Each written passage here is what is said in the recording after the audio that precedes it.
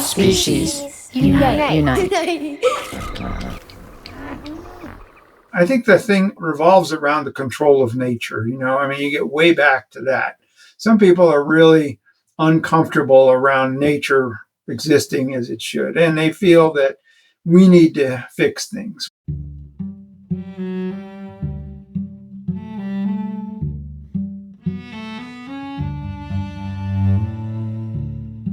Hi, I'm Elizabeth Novogratz. This is Species Unite. This episode is sponsored by the Summerlee Foundation.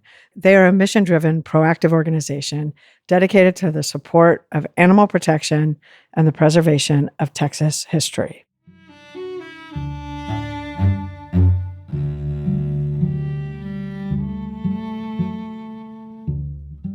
Grizzly bears are protected under the federal Endangered Species Act, but Republican lawmakers in Montana, Idaho, and Wyoming are trying to change all that.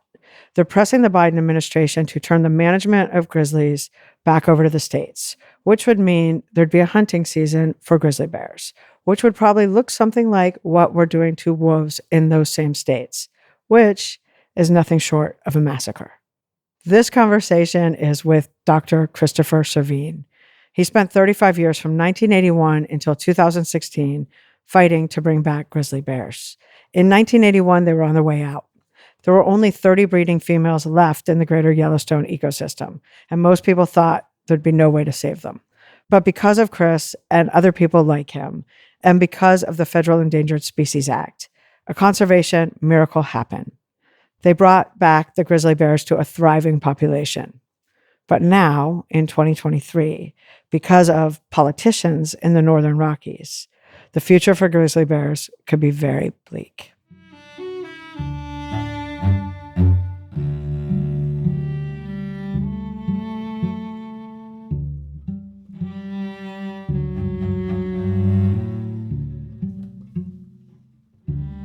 Nice to meet you.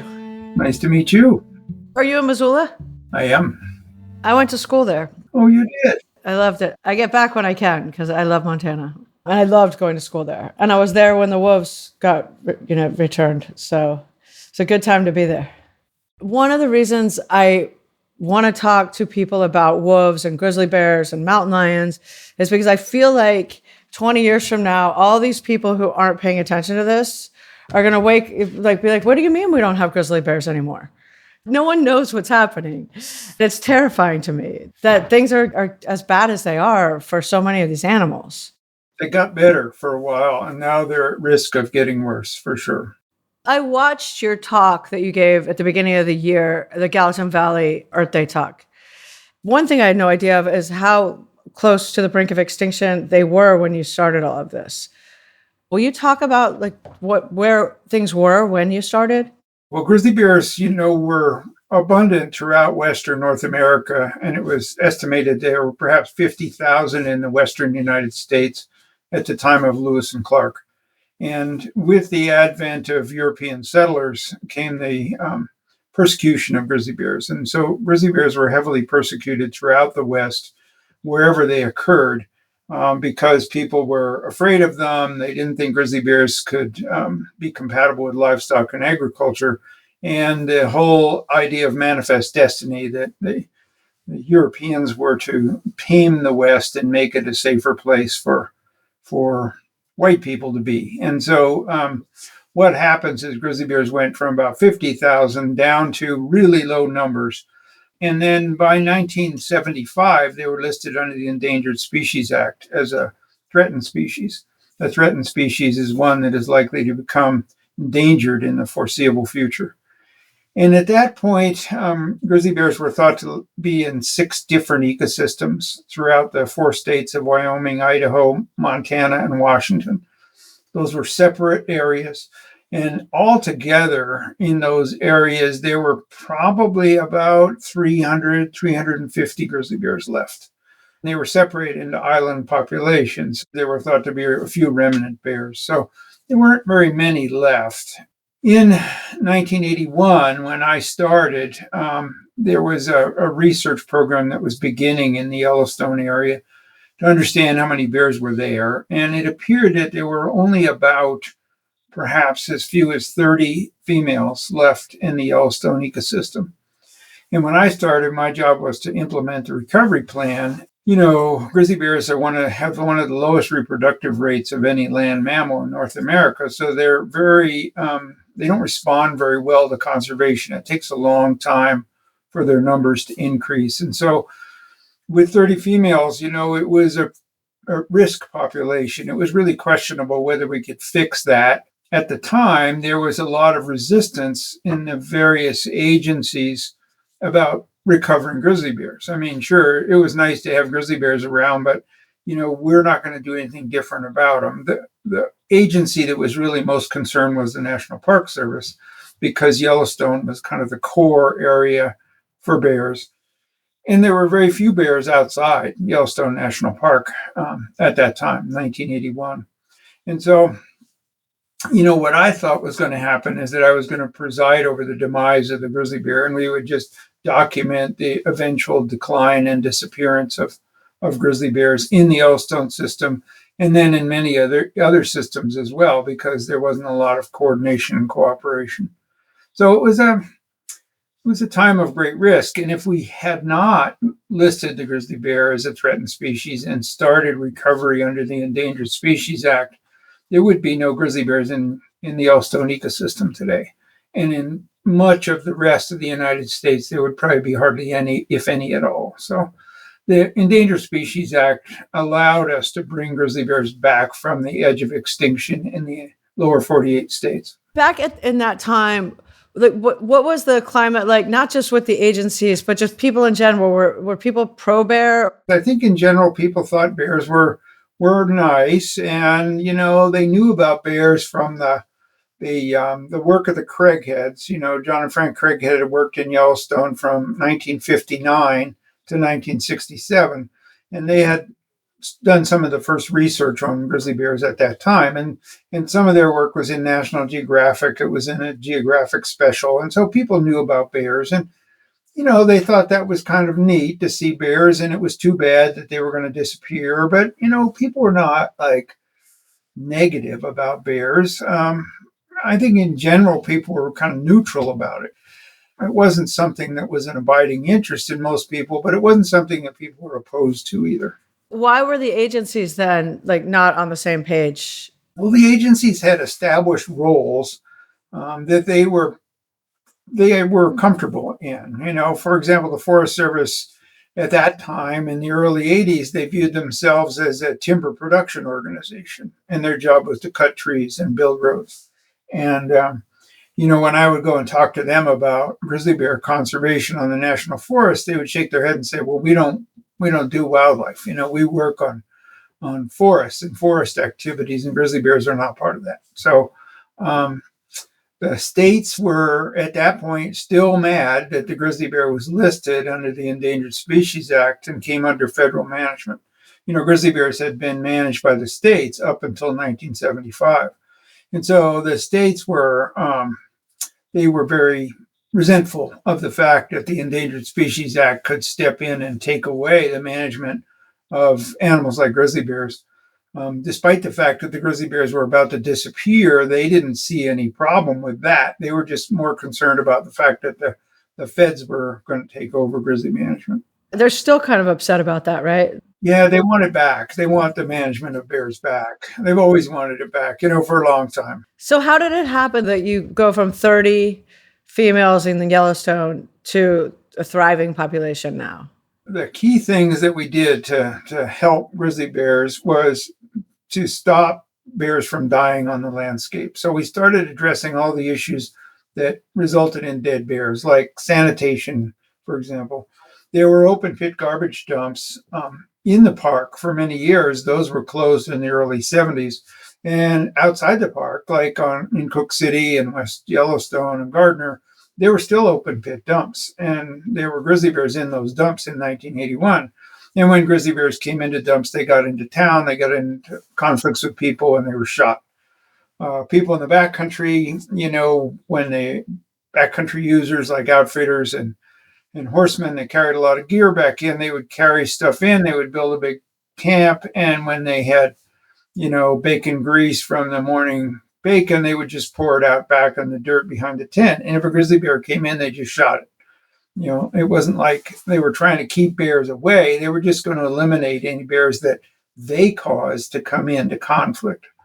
And so there were lots of domestic sheep on grazing allotments on public land right up to the boundaries of Yellowstone Park on the west side, on the Targhee National Forest. And those sheep were, really a great risk to grizzly bears, because grizzly bears can and do kill sheep all the time. And so they put sheep in there, and the herders would kill all the grizzly bears that came anywhere near the sheep. So there were all these sources of mortality on the landscape.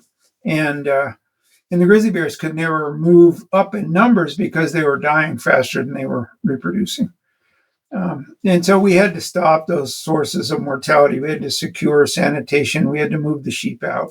We had to build an idea in the outfitting and backcountry user community that you had to keep a clean camp rather than just let the bears come in, and solving the problem was killing the bears. And, that kind of thing went on. We also improved habitat security by closing roads on Forest Service land. The Forest Service for decades had built roads to cut timber, but they never closed any. And so there were hundreds of thousands of miles of roads on the national forest. And what that means is people can go everywhere, and any bears that just happen to be seen were often shot. We also had to build public support for bears and talk about how bears are really neat animals and what they need to survive. That we have to do some things different. We have to secure our garbage and things like that. And, people began to think, I guess, we could do that. And, and we also just portrayed the depth of the problem, and that the bears are going to go extinct here. There's only about 30 females left. They're on the verge of extinction. And I had to go to Washington, D.C. and tell a bunch of administrators that I'm supposed to be recovering the grizzly bears, but we're probably going to lose the grizzly bear because nobody's cooperating, number one, and there's so few of them left. And these guys were not necessarily, wildlife conservators. They weren't interested in grizzly bears. What they were interested in is making sure that grizzly bears, which were really visible at that time because of the work of the craigheads, they didn't want grizzly bears to disappear from Yellowstone on their watch. And so what we got a 3-page memorandum signed by the 2 assistant secretaries that run the Forest Service, the Park Service, the BLM. And they got the 4 governors of the states to sign this too. And this memorandum basically said, we're going to cooperate to implement the grizzly bear recovery plan. They all did it. This is Montana, Wyoming, Idaho, and Washington. Right. And with that cooperation to implement the plan, we began to see everybody pulling in the same direction. And slowly but surely the numbers increased. And as the numbers increased, things got better. And today we have 1,000 grizzly bears in the Yellowstone ecosystem. And up until recent times, it seems like people have been pretty pro-bear in the bigger picture, right? Like, this has been a good thing.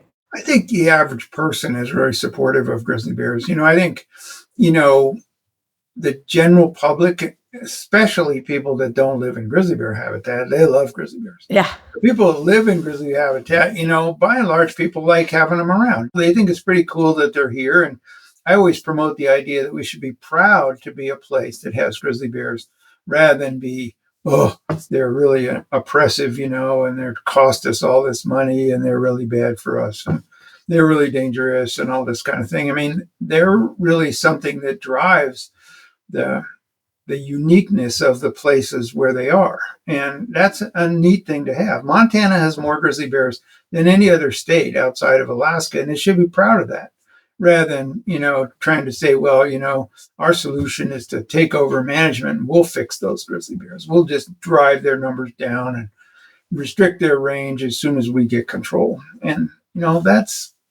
that's not the general feeling of the public at all. I think the general feeling is that most people really like bears.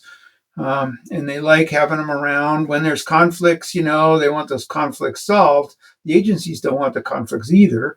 And so we join them in efforts to try to minimize conflicts and help people live successfully with bears. What happens when there's a fatality? Like recently, someone was killed in West Yellowstone by a grizzly.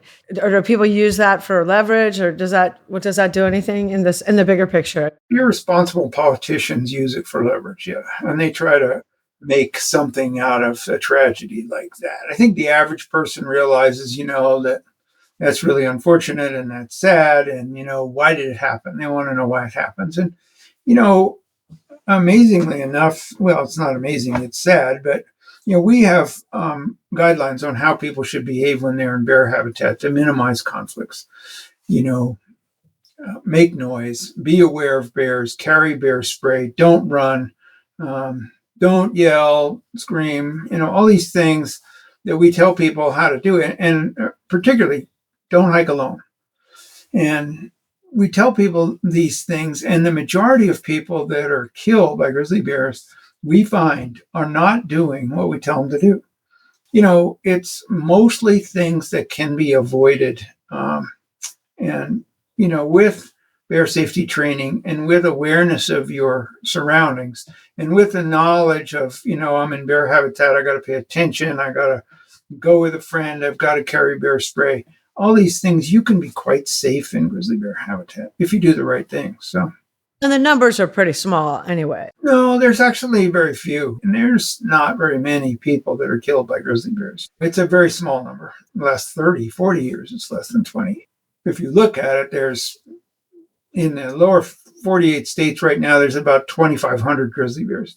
And in those areas, there are millions of people that recreate in that bear habitat. They hike, they fish, they hunt, they camp.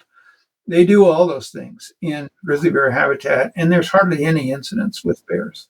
Not that many years ago, you were pro delisting them. Yeah, I was the big proponent of delisting because the objective of the Endangered Species Act is to get listed species to the point at which protection under the Endangered Species Act is no longer required. That's the purpose of the job. So, listing grizzly bears under the ESA is not like creating a wilderness area that should always be wilderness. Listed species are supposed to get delisted. You're supposed to fix the problems. And we were well on the way to doing that. And, I was confident working with the professionals at the state level, who are really good people, the wildlife professionals in the state agencies, that they knew how to do the right things and that they would be good stewards of bears and bear habitat. And the future of bears was good. And I was a proponent of delisting, and I wrote the first delisting rule for Yellowstone and defended it in court.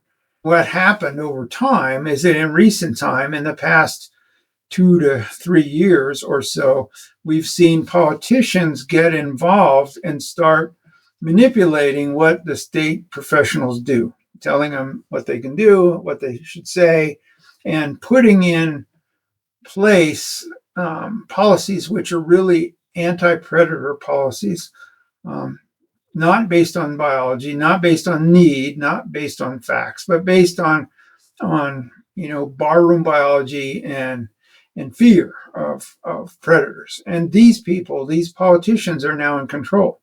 And the wildlife professionals at the state level have been relegated to be quiet and not talk about it. And so that's what we have now. And I'm opposed to giving politicians control of grizzly bear management.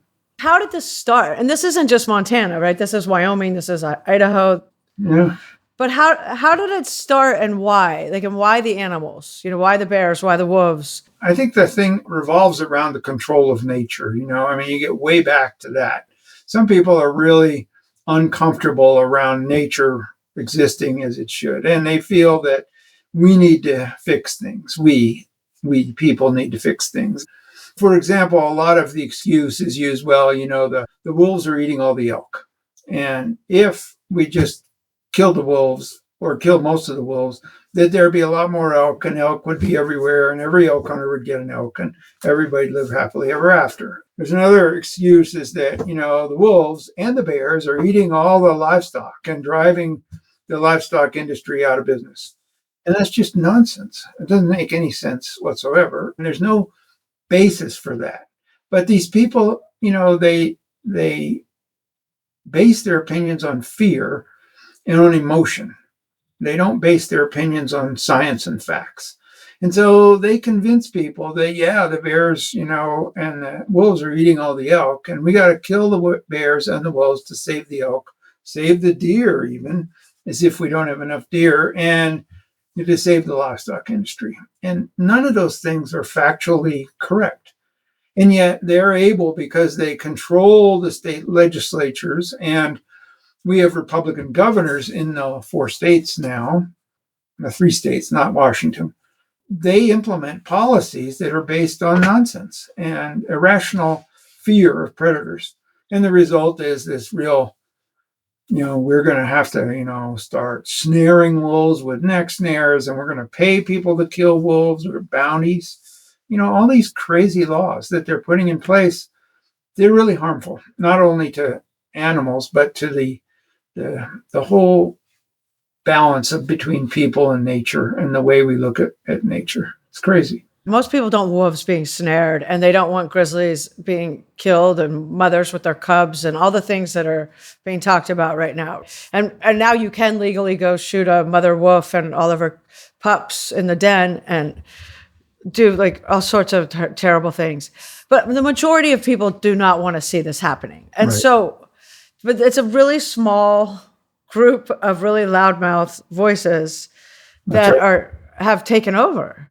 That's right. And they dominate the thoughts of these legislators, and they've captured the governors and gotten the governors to say crazy things like, grizzly bears are costing us so much money, they're driving us into the poverty house because we have grizzly bears. And, grizzly bears bring tens of millions of dollars of tourism dollars to these states because people come here to see grizzly bears. They come here to be in a place where grizzly bears still live.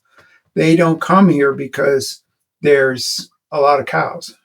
I was thinking this morning, I was in Yellowstone like last spring, and it was a really cold. There was like 10 degrees, so there was hardly anybody there except wolf watchers and a few other people. It was amazing. But I was thinking this morning, who would fly all the way to Montana, like who lived in New York like me, to just go to Yellowstone? I mean, it's beautiful. It's one of the most beautiful places on earth. But if there were no animals, right? If there's no grizzlies and there's no wolves, no mountain lions, no, people wouldn't. They would go somewhere else. I mean, that's why you go there, to see all these like majestic animals that we have in this country. And that doesn't seem like it's part of the equation with these politicians, and thinking like, oh, if we kill all these guys, that's the money. Yeah. I mean, I used to think, I've changed now, but I used to think that you could convince people with facts and information, and that if people were knowledgeable about the real state of affairs, they would make good decisions. But many of these people, they are not interested in the facts at all. They're interested in just promoting a view of things that is not based on reality at all. And when you present them with the facts that, the wolves are not eating all the elk, then they just ignore it. They completely ignore that. And they go ahead and do what they were going to do in the first place. And so we're dealing with a situation in which the people in control have departed from reality. They are no longer basing what they do on facts and information. They're basing what they do based on information and political gain, how they can manipulate others to think like they think. That's a real sad state of affairs, because if you're dealing with people that don't really rely on information and facts, then you're stuck. You can't really argue with them with information. You can't go in there and say, it's emotionally crazy what you guys are doing. I mean, they're just resilient to any kind of statement of fact about what's happening. And I've testified before the legislatures, and it's like talking to a brick wall, and there's nothing that happens. How does anything change?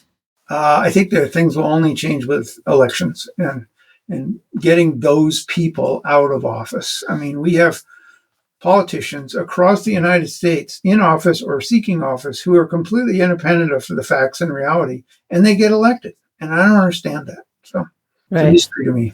In the meanwhile, though, for a situation like the grizzly bears, first of all, how do you keep them on the endangered species list? And how do you keep them safe?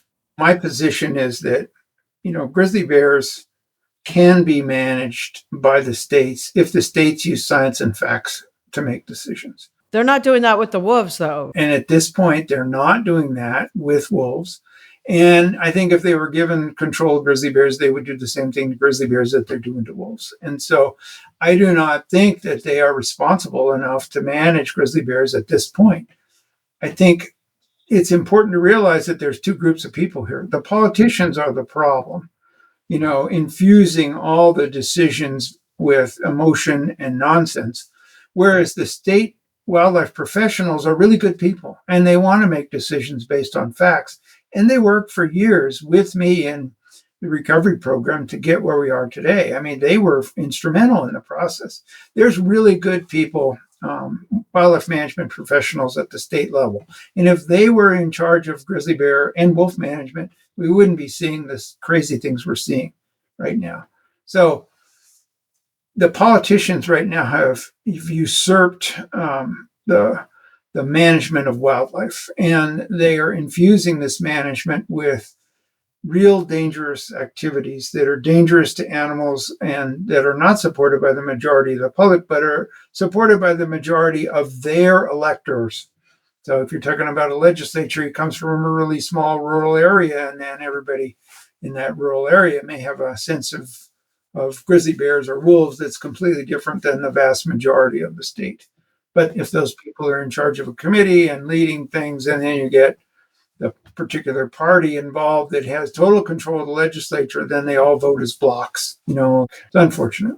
Back in the 80s, when you listed the 5 things that you did to turn this around, and one of them was change public opinion. Is that something that can be done now, or is it just too far gone? I think that the majority of the public doesn't support this kind of stuff, but right. In some cases, the majority of the electors of some of these legislators do. Now, can we get information to the public to allow them to make decisions based on facts? Like this guy supports this, whereas that's not really true. That's my hope. I hope that we can be a voice of reason and that we can speak out about what's needed. I write op-eds, I go testify before committees, and I try to make my voice heard, and there are many of us that try to do that to make sure that the public realizes that what's being proposed and what's being done is not really supported by the scientists and the managers who are responsible for these animals.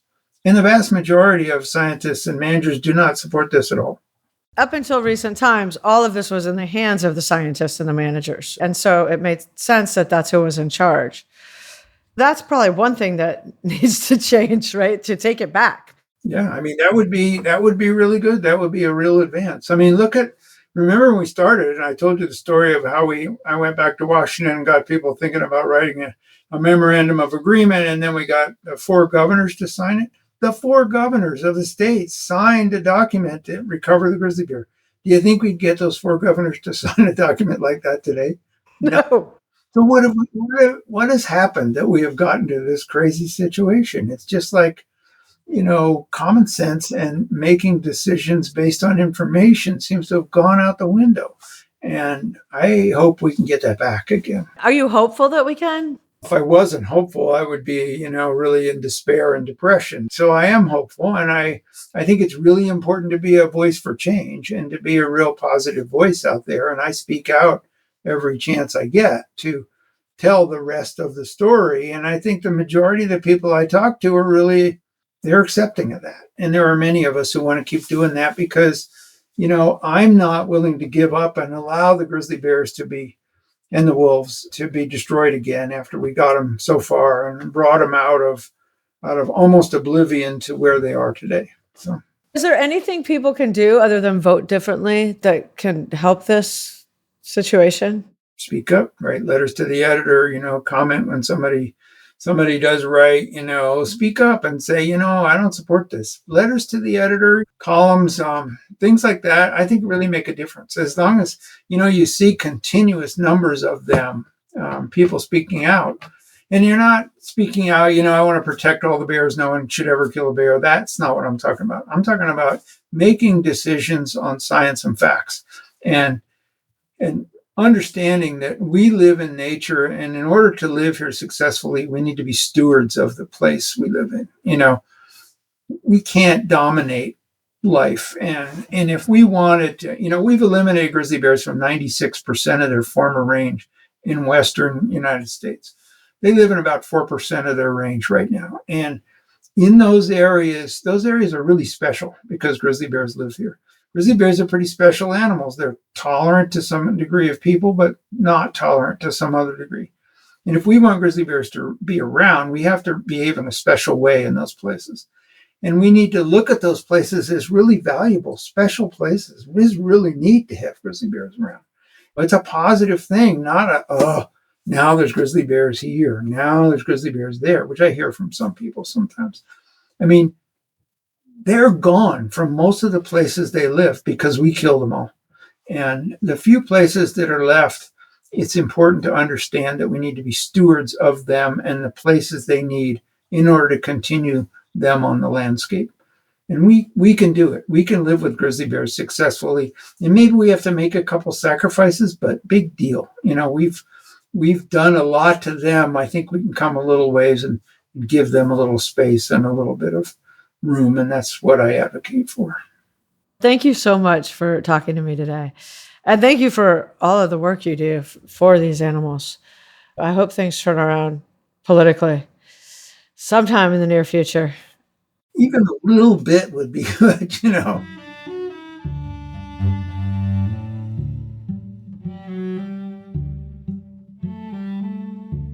To learn more about Chris and to learn more about the fate of grizzly bears, go to our website, speciesunite.com. We will have links to everything. We are on Facebook and Instagram at Species Unite. If you have a spare moment and could do us a favor, please subscribe, rate, review on Apple Podcast or wherever you listen to podcasts. It really helps people find the show. If you'd like to support the podcast, we would greatly appreciate it. Go to our website, speciesunite.com, and click donate. I'd like to thank everyone at Species Unite, including Gary Knudsen, Caitlin Pierce, Amy Jones, Paul Healy, Santina Polke, Ayana Peoples, Olivia Deming, and Anna Kallner, who wrote and performed today's music. Thank you for listening. Have a wonderful day.